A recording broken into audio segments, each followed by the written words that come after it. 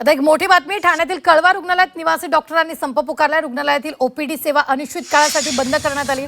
Homeopathy डॉक्टरांची MMC नोंदणी थांबवण्याची मागणी सध्या केली जाते। मागणी मान्य न झाल्यास आपत्कालीन सेवा बंद करण्याचाही इशारा देण्यात आला आहे। तर याचाच आढावा घेत निवासी डॉक्टरांसोबत बातचीत केली आमचे प्रतिनिधी शुभम कोळी यांनी। निवासी डॉक्टरांनी पुन्हा एकदा राज्यव्यापी संप पुकारलेला आहे आणि मोठ्या प्रमाणात त्यांचा संप सध्या प्रत्येक रुग्णालयामध्ये सुरू असल्याचं पाहायला मिळतंय।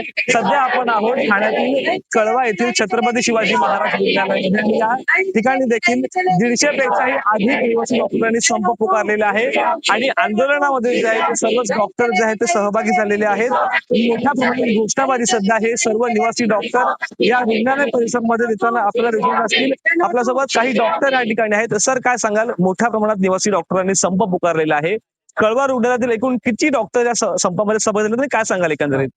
मी डॉक्टर विजय कुरे, मार्ट प्रेसिडेंट आरजीएमसी ठाणे।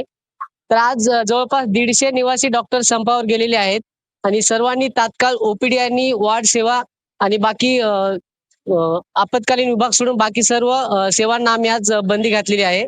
तर आज आमची मागणी एवढीच आहे की बीएचएमएस डॉक्टरांना एमएमसी रजिस्ट्रेशन जे आहे दिलेलं ते तात्काळ थांबवण्यात यावं। अजून मुंबई हायकोर्टाचा कोणताही अशा प्रकारचे आदेश न येता शासनाने त्यांना कालपासून रजिस्ट्रेशन देण्यास सुरुवात केलेली आहे।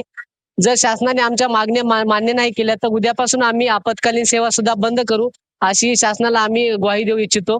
आणि हे आंदोलन जे आहे ते 1 दिवसासाठी नाही तर अनिश्चित कालावधीसाठी आहे।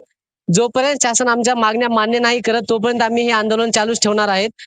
तर जसे काही दिवस वाढतील तसे आम्ही कठोर कार्यवाही सुरू करणार आहोत। जसे की आम्ही उद्यापासून आपत्कालीन विभाग बंद करणार आहोत।